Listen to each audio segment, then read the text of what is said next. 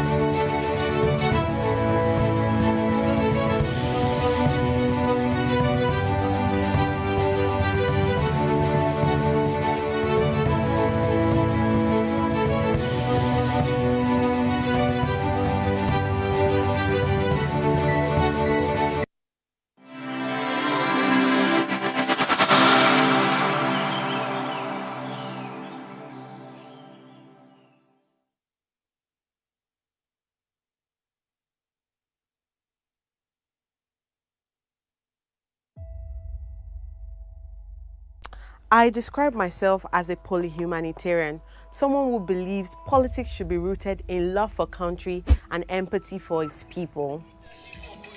I'm thrilled to introduce to you Politics Uncensored, a show dedicated to tackling the political challenges that matter most to Nigerians. This is more than just a show.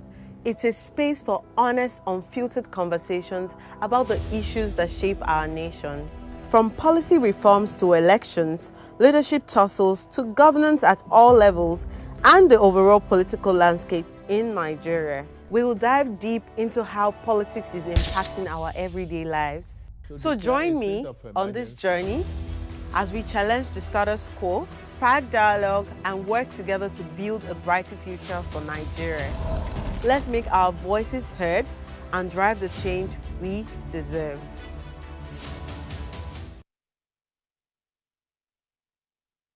Tell us you're a Nigerian without saying a word. Energy security is one of the most pressing issues for many developing countries like Nigeria. And if there's going to be any meaningful progress, addressing our energy issues is non-negotiable. I need to see light from my house. Make them do something. Band A is expensive. I literally have to turn off all my appliances just to reduce costs. We need light. Introducing the Energy Outlook, your go-to show for everything energy. Every week, we will bring you the latest insights, innovation, and in-depth analysis of Nigeria's energy sector. From policy discussions to regulatory insights, we will analyze the key decisions influencing growth and sustainability in the energy sector. We'll bring you the human stories behind the headlines, giving you a personal perspective on the broader energy challenges. Join me every Friday at 6 p.m. for the Energy Outlook, your guide to the future of energy, where energy means business.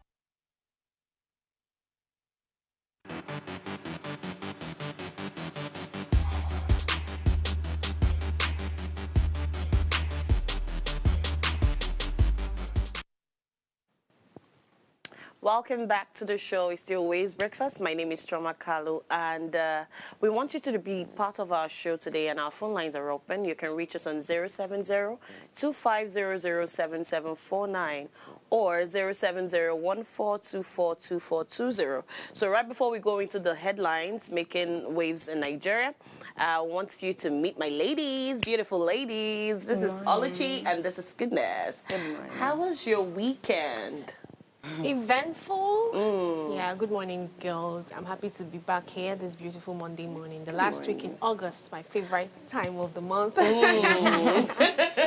I'm glad to be here. It was a very adventurous weekend and it was restful. I had a lot of, would I say mindset resetting in that sense, because I had times where I felt a bit overwhelmed. I had to question a number of things, and I think one escape route for me to not have to think about many things sometimes is to not be in my feelings. Yeah. So I am somebody who is very self-aware. So if I have 30 minutes uninterrupted with my feelings, oh God, I'm going to be draining a lot of connection. Sometimes it can be overwhelming. So what I prefer to do is to distract myself with other engaging things so that I am not so overwhelmed by it. But if you look at it critically, you still need to be in tune with your feelings and emotions per time. It helps to heighten your self-awareness. But apart from that, I feel excited this Monday morning. Goodness, how did you spend your weekend? I went out, so I went for a poetry gathering, right? So once in a while, I'm a poet. So Okay, once in a while, it's selective. I'm not a frequent poet, right? Okay. So I went there, I had a fun time, and I enjoyed myself. That was on Saturday. And Sunday, I went to church, and on Monday, here I am, jumping. The funniest thing is that our bus almost ran into an accident this morning. So, thank God. and we had an inexperienced driver driving us. What we discussed last week. We really need to be checking these drivers, right? How do you want to check them when you're in a hurry? I don't even know. How do we I mean regulate the authorities now, not us. Because it's God that saves us in Lagos. About that, before we go on the headline, go through the headlines, there was this bus I entered one. I didn't realize I was really exhausted from work, right? It was while we were already on the 3rd mainland bridge that I looked up. This driver was not wearing a shirt. He was naked off. And then Bitches. I realized that the guy didn't have a rear view mirror. He didn't have a side mirror. So what he was doing is when they horn for him, he'll bring out one makeup mirror, put like this, and see who's at the back, and come back. You didn't tell him, our next bus stop. It was on 3rd mainland bridge. I would say, On 3rd mainland bridge. Because See, what is that? It's funny now, but it was not funny. I prayed like I had never prayed before. And like, God, please just get me to Oshodi. Please, God, please. So you see, I think we really, and the guy was, I think he was high. He smoked, so everyone was just reeking of. I don't know what I was thinking that I wasn't paying attention to get into that. But I feel like we should be, very careful.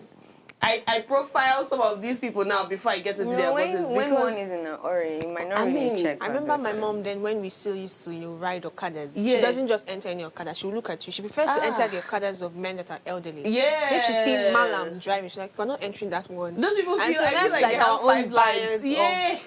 of, checkmating these things. Really sad. Oh my God, it was crazy that day. But Thank anyway, God you are here. Safe and sound. I'm here safe and sound, still alive. Yeah. And then, when I actually said, okay, you don't have to say, Madam, rest. Madam, rest. It's very funny now. Anyway, let's look into the newspaper.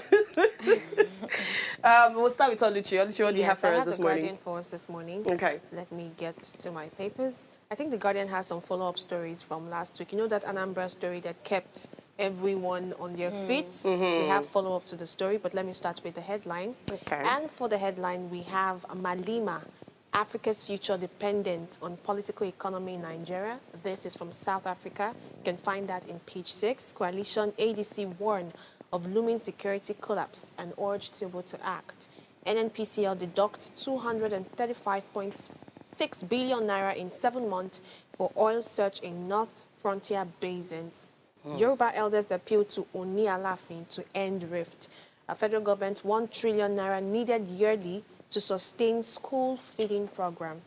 NMA Lagos threatens solidarity strike over unpaid salaries, welfare. Benue Speaker resigns 48 hours after suspending 4 lawmakers. RMAFC under fire over upward review of politicians' remuneration. And above that, we have more stories here on the NLNG. Seals packed with gas suppliers to aid production expansion. El Rufai, opposition leaders collapse Kaduna SDP into ADC. And the last story here, U.S. Obasanjo flayed judiciary over perceived graft. So not on the headlines, but to follow up from last week's story, everybody had something to say about the Anambra, chaos that happened, the youth couple that was assaulted. And now we've seen that a particular body, right, the Human Rights Writers Association of Nigeria, that's Huriwa, has urged the governor, Charles Soludo of Anambra State, to pay 100 million naira compensation to Jennifer Eloho, the 28-year-old COP member from Delta State who was assaulted. And it was, I mean, it's not just this kind of money that you say you should pay. It was really hammered on, in quotes, in Nigerian English. You know, you're hammering that you have to do it so that she doesn't take legal actions. And I think at this point, it is required. I think she should. That level of embarrassment, that level of inhumanity that was shown to a core member who went to serve our father's land shouldn't just go without questioning. Shouldn't just go without people, the necessary,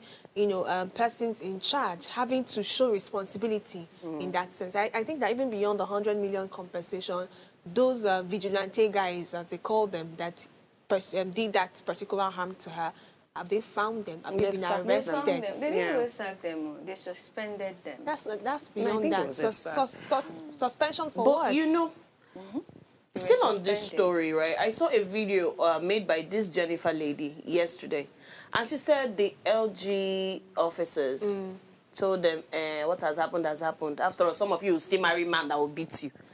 I saw that video. I'm like, did they arrest what? that man? I don't. Did they I said arrest yesterday him? evening, I'm like, what? That's what you have to say? No, you should be arrested for that statement because it doesn't might make have been any you sense. who called them. I will Exactly. suspect you at this I point. will. Anybody that says rubbish, I don't suspect you. That policeman, of course, will also be beating his wife at home. So that's I mean, there's a high chance for you to say that after all, your men will beat you in marriages. What is we that? see 100 million compensation thanks to the Huriwa group, and I'm hoping that the governor follows through with this. I hope so. All right, let's see what you have. All right, taking you through the Nation newspaper this morning, we have above the masthead, foreign portfolios rose to 1.3 trillion naira in 7 months. If you want to read that, go to page 3 of the Nation. And beside that, we have rising foreign reserves of spore naira rally across market. That's on page 19. And we have Alaki investing in Nigeria's mining sector, profitable in page 4. While the Nation leads with Nigeria, Brazil, to seal deals in aviation, livestock, and other sectors. I remember that, I think a few weeks ago, we were discussing on how many trips the president is going to make. So now, Oluchi, we've gotten one deal, we've sealed one deal to have a direct flight from Nigeria to Brazil, and also, bringing ability or the way forward to bring more livestock. Because there was in the news I read that from the northern part, the livestock they won't be able to transport livestock again to other cities like Lagos. That rather they will have to be they will have dissected the livestock and froze them, then send us frozen meat, which in a way will also not be healthy for us, because if they are going to be freezing some meat all that far distance, how many hours, bringing it to Lagos, and that means we're causing more health damages. So, but this is actually a good one. Yeah, it is. I think I'm excited about that. All right. So, and last, one of the stories I'll be taking is screening for 1,500 Dangote cement truck drivers. Think all the alarming I'm so glad that there's a follow-up to all of our stories from last week. The funniest thing is this screening, they said the GM, that's the General Managing Director, says that the screening had been taking place since 2 months ago. But we have this incident this month, August. So how come that the 1,500? It just shows that people probably were doing, all this caricature screening. Now you have to intensify whatever, because you have seen an obvious harm and a more serious reason why you should be more intentional. All right, so roll over to you. All right, looking at the Punch, We have PDP NEC gets zoning report today and amid convention crisis. Locals beg FG as Oshun Ondo federal roads crumble. Have you guys been on those roads recently? Terrible stuff. Anyway, moving on. Yoruba leaders push for Makinde Adeleke's intervention in Alaafin Oni's conflict. FG shot 22 illegal tertiary institutions. Pregnancy faking widow nabbed with cocaine in Lagos. FG begins phase 2 of 12,000 MW Siemens power project. And my news interest, presidential order fails to curb soaring drug prices. Have you guys checked the price of medicine these days? Why you're asking us the question? Because it's so sad that the poor man, the common man, can't afford even Panadol Extra. Panadol Extra, one card, I checked recently, is, I think, 700 naira. This thing used to be 100 100 naira. naira. In fact, they could sell the 50 naira on for Yeah, you. they can cut it for you. Even paracetamol self, Right it's even now. Do you already- understand? had already increased. So how do people, that are really sick, how do they cope? Just a few times I went to the hospital this year. As you are going, the bill that is following you outside is, you're wondering, how do the poor man, that's why they are patronizing traditional medicine these days, people. that are really harmful to you. But now you leave them no choice. Even though the president came up with some policies, sometimes for, to curb these prices, right? But then, according to reports, it says that the price have climbed between 30% to 100% in 14 months, right? That's a lot. Piling up pressure for patients that are still even struggling to survive this world as it is. So right now, you can't even afford to be sick. It's luxury. Honestly. Sickness is luxury now. It is. We read last week as well the government's initiative to subsidize dialysis and all of that. Yeah. So I think maybe they should extend it to also drugs as well, because not everyone probably have kidney problems. I mean, some people just want to afford the simplest Malaria of drugs. malaria drugs to get through the day. So if you can see a subsidy in that one too, it will make sense. There's a story you're not talking about. That one has been making me laugh all through Which story yesterday. is that? The pregnant woman that had to go and put cocaine. I mean, what did she put? I was just laughing at the story because I even saw the image of the woman. Like, who told you that this was going to work out? How Who desperate did? are you? People are desperate, and sometimes they leech on this desperation and make them fall into this kind of prey. It was a comical one, but at the same time, I was actually very sad for this Yeah. person, because you know how long you're going to be in prison for Hey, this. my God. So sad. I know the cost of living in Nigeria is not helping matters, but don't go and put yourself into more problems. Yes. Now that they've caught you now, that money, where is it?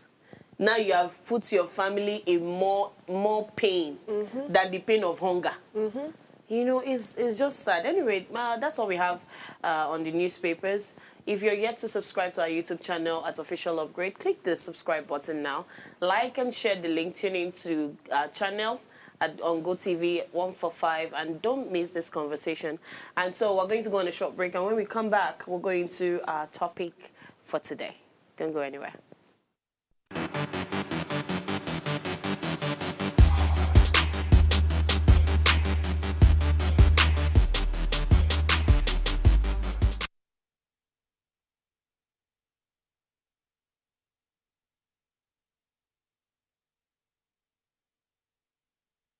Life is made up of moments, some that fill us with joy, others that test our strength. Welcome to Heartlines. This is our space to explore the highs and lows of human connection, the love, the heartbreak, and resilience that shapes our life. From relationships to friendships, parenting to partnerships, and so much more. Every week, we share stories and conversations that define us, navigating love, separations, the struggles of parenting, dealing with anxiety and managing the pressures and stress of life. Real conversations that bring us closer, helping us heal, grow, and connect. So join me Mondays through Fridays at 10 p.m. for Heartlines, the show where we connect hearts, have real conversations with real people, one story at a time.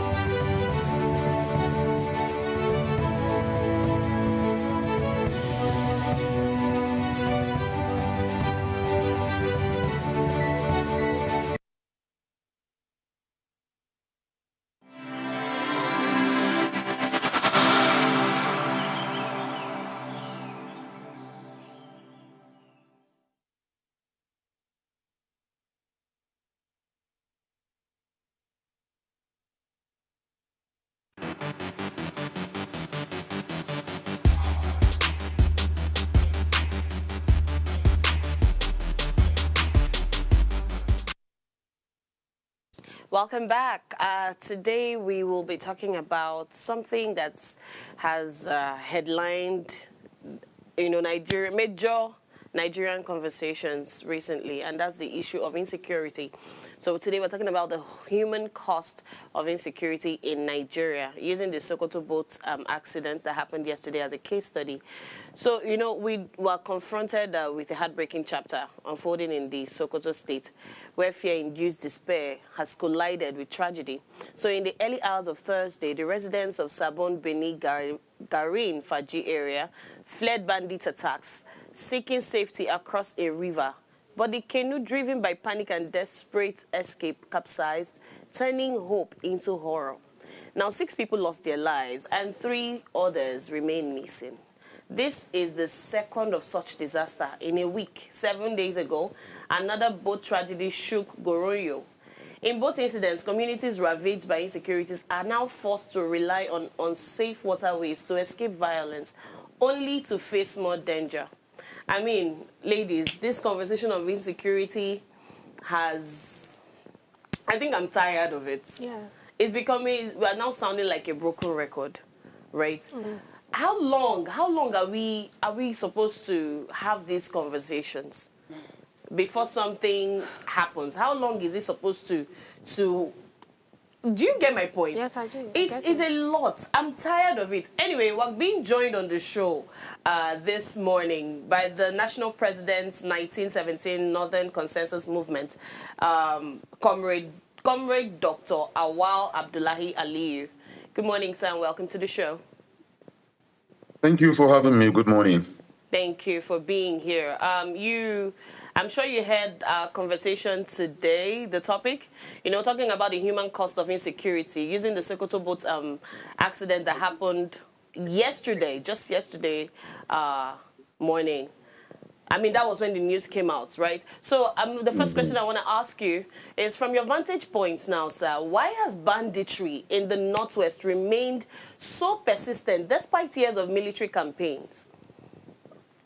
Well, it is actually very unfortunate, and then it is equally disheartening that banditry, kidnappings, and other insecurity vices continue to be persistent, not only in the Northwest, in the entire North, and of course to some other areas of Nigeria. But talking about Northwest and then the issue of banditry, you will agree with me that 3 things are involved. First, economic hardship is taking a very serious toll on this issue. Second is the issue of backwardness in education, because lack of education also contributes. When I say education, not only the formal education, including the non-formal, because of the people that are involved in this banditry, kidnappings, and other security challenges in the Northwest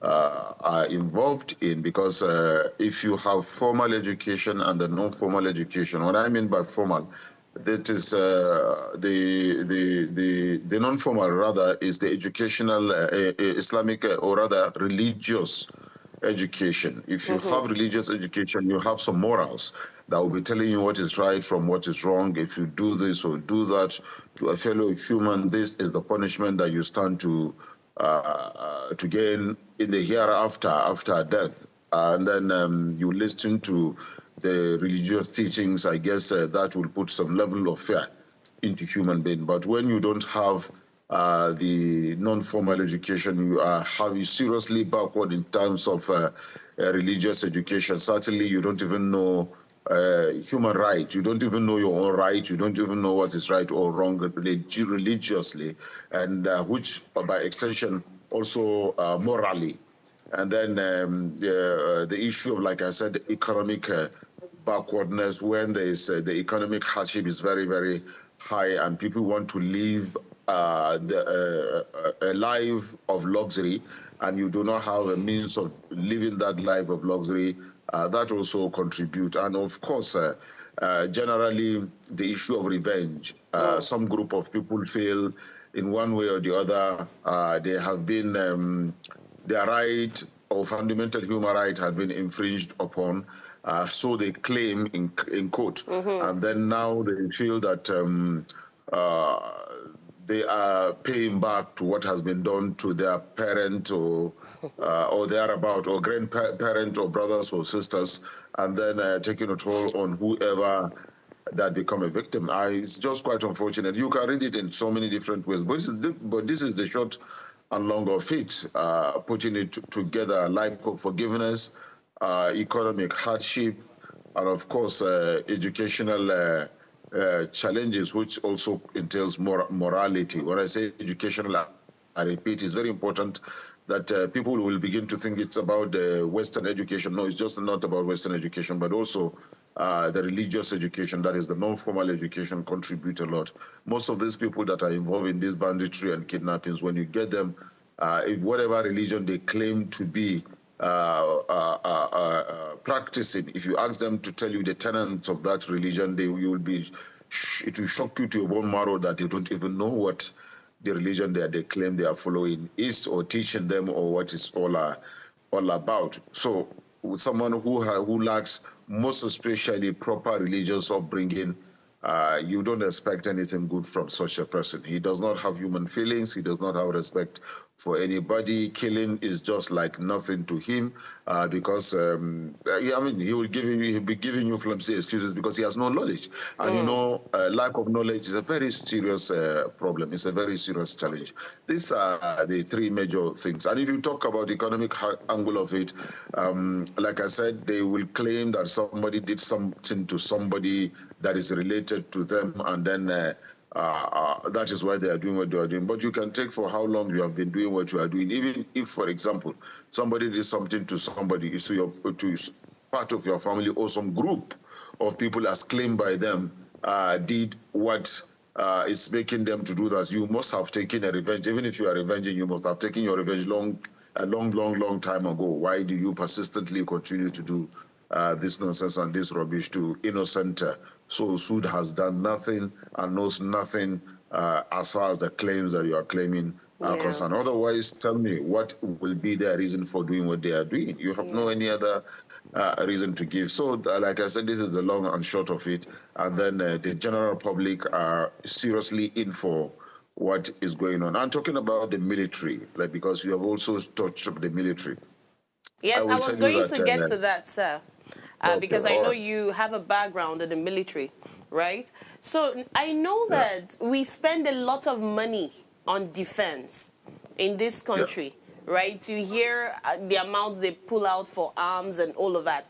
Why, despite all of this, why do communities still feel the effect of these insurgencies? Why do they still feel abandoned? Abandoned enough to, you know, for bandits to ravage and then for them to run for safety and still meet their death in the quest to live? My sister, like you may have been informed, and as a journalist, I know you've been digging deep, trying to find out, just like you are asking me now. And you will also know that the worldwide, there is what they call guerrilla warfare. If it were to be a conventional war, the Nigerian armed forces, to be precise, I will tell you that our combatants are good enough and are good to go to fight whoever. For as long as it's going to be conventional. Face me, I face you. Or I know you are fighting me, and you know I am fighting you. I am seeing you, you are seeing me. We are facing it, we are digging it. Naturally, the Nigerian Armed Forces will flush these guys within 14 days, no matter the number, no matter the sophistication of their weapons. But unfortunately, these are guys that are fighting guerrilla warfare. They are more like invincible. The Nigerian Armed Forces are fighting the invincibles. They don't know who they are fighting, but they that are fighting the Nigerian Armed Forces knows who they are fighting, because the armed forces are wearing uniform. They have command and control. They have structure, so they know how to fight them. 1, 2, they have informants within the community, because there are lives where they are invincible. You don't know who you are dealing with. Someone that is relating to the armed forces may even be the one that the one that is giving them information. So that is where the challenge is. Otherwise, the Nigerian armed forces are well trained, are highly well-trained. They have sophisticated weapons, just like people are claiming that they don't have the weapon or the bandits are overpowering them. It is not true. It is just that I am fighting the person that I don't know. I don't even know his hideout. I have to go searching for that person, and sometimes that person come into the community and mix up with the community because there's no any sign that is indicating that I'm fighting him. I will give you the nomenclature of the armed forces. Of course, you know, looking from the ministers, the two ministers of defense, the main minister Badaru, the junior minister Matawale, of course, the chief of defense staff. General C.G. Musa, coming down in terms of the services, the Chief of Army Staff, Lieutenant General Olufemi Oluide, of course, the Chief of Air Staff, H.B. Abakar, and the Chief of Naval Staff. Each has a line of duty, and they are working in synergy and in coordination. Before the advent of this administration, the former service chiefs that we had were all working towards I want to be seen to be the one that is working. I want to take the credit for whatever success that is being achieved. But this time around, there's coordination, there's control, there's central command. They have accepted that they are working for Nigeria and Nigerians that are not working for themselves. They want to deliver, they want to achieve results. And the government is providing all the necessary financial assistance for the equipment to be purchased, and this equipment are being purchased. And these guys are willing to see that they succeed. The soldiers on the field are working towards the success. They are willing, they have given their life, ready to sacrifice to protect the territorial integrity of this country against external aggression, of course, and even internal aggression. That is in the case of the bandits. And then the necessary facilities and also the welfare that is required, at least it is being offered to the boys in the field. Yet we are having this challenge, not because the boys don't want to fight, but because they don't even know who they are fighting. And then they said they follow them even to the suspected den. That is where they are suspected hideout. In most cases, before they get to the destination, the bandits have gotten the information that the security agencies are coming. They vanish into the thin air. That is part of the major challenges that we are facing. So it is not that the money that is being paid or being expunged on the armed forces is not being put to use, or the equipment are not available, or the personnel are not properly trained, or there is no patriotism or commitment to fight bandit and insurgency. It is just because that they don't know who they are fighting. It's a guerrilla warfare. And the world over, in the US, in the UK, in the Russia, in the China, any other country you can think of where there is a guerrilla warfare, it is very difficult for the armed forces of that country to fight and succeed in terms of fight against the insurgency. Thank you so much, Doctor. Right, doing this guerrilla warfare. From what you said so far concerning that most of the villages, right, even the armed forces in the country don't even know who they are fighting with, which will leave the country helpless in terms of security. So are you supporting or are you against it that these villagers, right, should they at the same time find means of protecting themselves? Since when the bandits comes out, right, to attack these villagers, as at the point in that time, they can see who is coming to cause harm on them. So should the villagers, will you be supporting the villagers to find means of protecting themselves? And if it's that, are we also looking at that this could also lead to a deterioration in the security in the country? Because when everybody is keeping themselves harmed against any attack, that means anything can happen in the country. Well, I don't think it is properly right, or for me to outrightly say that the villagers should find a way of protecting themselves by carrying arms that they are constitutionally not supposed to own or have or carry. You are right, that could constitute even more danger to national security than what we are having now. Because when the bandits started having these arms and ammunition, they don't know how to use it, they don't know about it, but by the time they start getting access to having those things, and then it was seen as if they will not be that it won't be that serious. But look at what we're having today. So it is not too advisable for them, for the community generally to own weapons. But if you also look at it critically from the angle that you are fighting an unknown gunman, let me use this word, you are fighting an unknown person, and then even the villagers themselves don't know who they are fighting. But then these people come just from nowhere, and they come in their hundreds if they are coming to come and then attack. I think the best way, two ways are out. First is that almost all the state government have a security outfit that are having certain level of weapons that are assisting in fighting. So those security outfits, in collaboration with the community, and then the armed forces can jointly work towards intelligence, most especially if the armed forces will have credible intelligence, timely credible intelligence, it will assist in dislodging these guys. But one of the major challenge, like I said, this is why I said sometimes there are informants even within the community, and the armed forces don't know who they are fighting. If there is timely, credible intelligence, I can guarantee you, and the people are cooperating 100% with the armed forces. And of course, the security outfit, that is, in most cases, like I said, the state have one vigilante group or the other, and most of these vigilante groups or the other have weapons with them, either the hunters group or whatever setting that the state is having in the name of vigilante. Those ones can cooperatively work with the armed forces. The community can cooperatively work with the armed forces. And if there's a joint teamwork, honest joint teamwork, patriotic joint teamwork, I can guarantee you that the security of the community, of the state, will be improved, because the armed forces are willing and are ready. But where there is no credible intelligence, that is where the problem is. And if you allow everybody to carry arms, it will even be more dangerous. It will be more catastrophic than what it is today.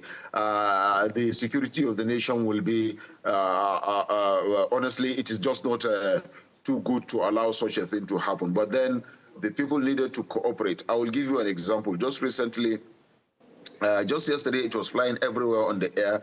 A certain member of House of Assembly of a particular state decided that part of his constituency project is to purchase arms for his people to protect themselves. It was everywhere on social media that such people were testing those arms and things like that, even though it was said to be licensed arms. But all the same, such a thing shouldn't have been exposed to a level that expressing it to let people know that this is what I did. It should have been a silent thing. It is about security, and also it should be in synergy and cooperation with the security agencies, so that the work, those that are using it will get a certain basic training on how to make use it, the safety angle of it, the laws that bind it, how to use it, when to use it, why you needed to use it, and when not to use such arms, and all the safety precautions that are required in terms of purchase and then storage of the arms itself, and then the laws that bind it and things like that. These are things that needed to be done. And as he's getting all these things also, they are not supposed to just go to general public within the community or within his constituency. Right. It should be, it should go to possibly the vigilante within the community. And like I said, also the vigilante itself, if they have been trained in the arms of, in terms of weapon handling, fine. If they have not been trained, then they needed to be trained properly. And I said it should also be in collaboration and synergy with the Constitutional Security Authority that is working together and things like that. So it is not too healthy to allow general handling of arms by every community member. I recall a certain level somebody said it should be allowed, but I don't think it is too healthy. I'm so sorry, but we have to go on a very short break, and when we come back, we'll continue the conversation.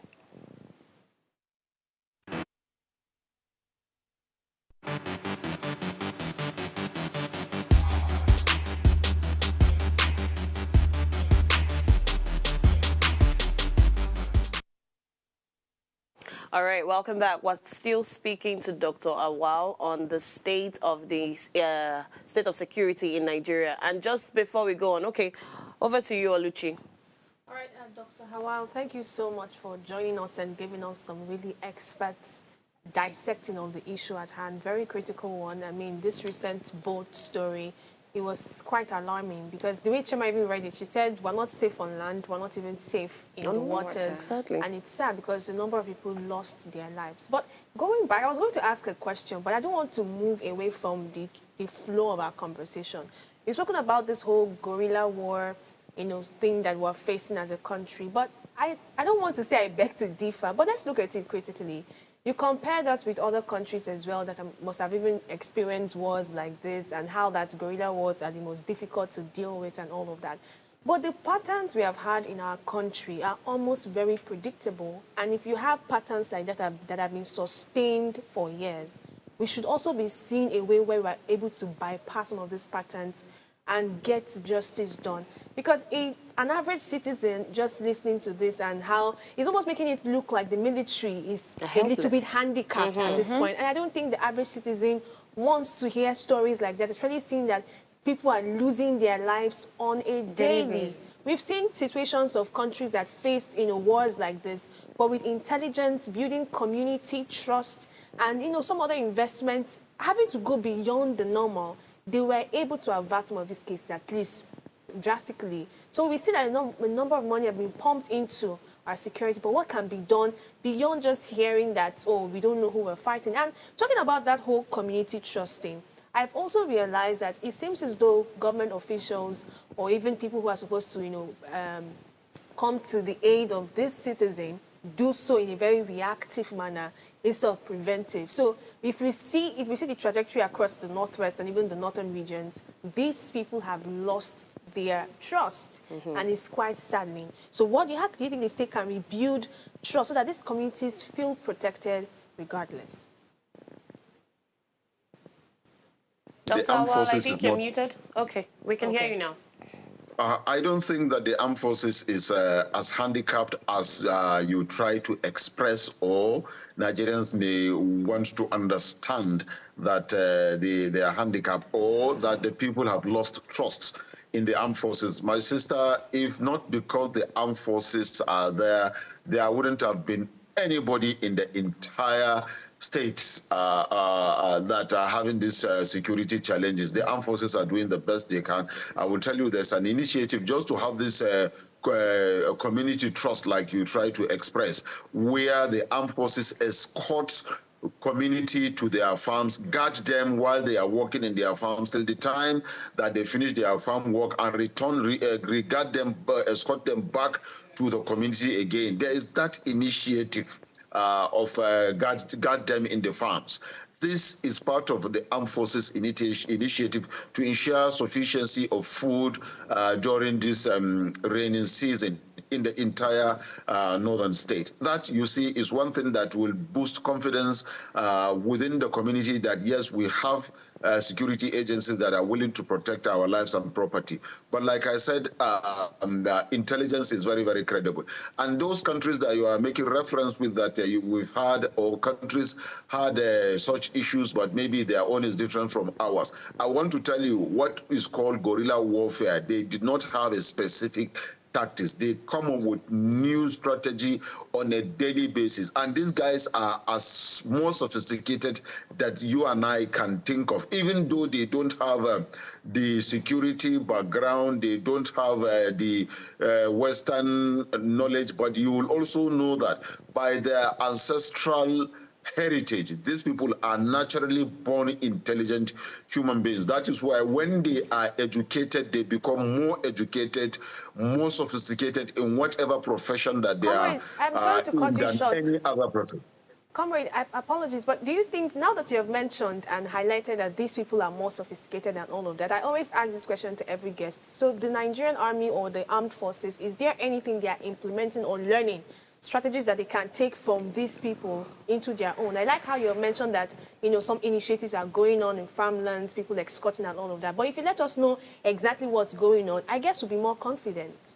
So let me in on some of the strategies you think that they're already imbibing from the ones that we already termed as more intelligent or strategic? Believe me, you see, the armed forces is on a daily basis also studying every new method that the guerrilla warfare, that the bandits adopt, and also initiated a counter tactics that the bandits are adopting. But like I told you, on a daily basis, they are also initiating new things. I don't know how these people, nobody can explain to you how they are getting this, who is even training them, who is even giving them the tactics. But like I said, they are super intelligent human beings. They may look dull, they may not be having Western or even religious education, but they are naturally, they are born gifted, they are born intelligent people.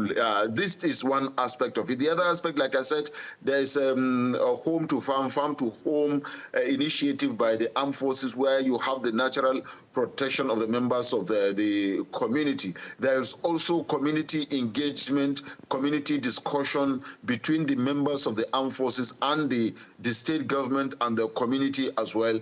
There is other initiative that is coming between the armed forces and the hunters group. There's initiative between the armed forces and the civil society. There's initiative between the armed forces and the members of the traditional institution. There's initiative between the armed forces and members of the religious institution. These are part of the initiatives the armed forces are coming up with, just to get intelligence, to get timely and credible intelligence, just to build confidence within the people, so that the people will have trust and confidence in the armed forces, so that the people will agree to work with the armed forces, so that the people will provide the armed forces with the necessary information, timely, credible information and intelligence that will assist the armed forces in working. But I just cannot sit here and tell you why we are continuously having this challenge. And believe me, there are people that are equally cooperating with the armed forces and passing information. Both, some of them are security agencies, some are not even security agencies, but they are assisting with credible information. But the problem major is they move like wind. They move. You know, the wind has no direction. It can blow to the right, it can blow to the left, it can blow forward, it can blow backward, it can twist itself. That is what these bandits are adopting and making use of on a daily basis.